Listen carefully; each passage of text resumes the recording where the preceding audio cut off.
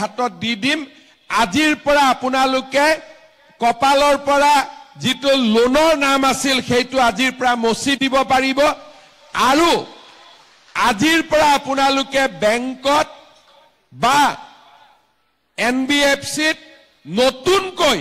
আপোনালোকে লোন আকৌ লব পাৰিব এই ঘটনাখিনিও আজিৰ দিনটোতে আমি আপোনালোকৰ কাৰণে কৰি দিম শ্ৰদ্ধা ৰাইজ এগৰাকী মাতৃৰ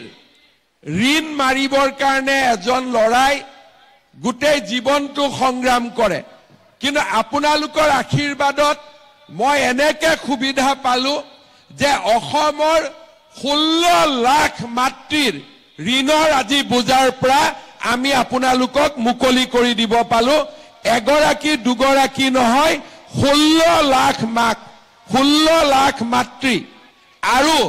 16 লাখ মাতৃ যদি কাবাৰ ওপৰত আশীৰ্বাদ থাকে হিটু গৈ হিমালয়টো উঠি বহি ল'ব পাৰে হয় নে নহয় এগৰাকী মাকৰ আশীৰ্বাদতে মানুহে বহুত কাম কৰিব পাৰে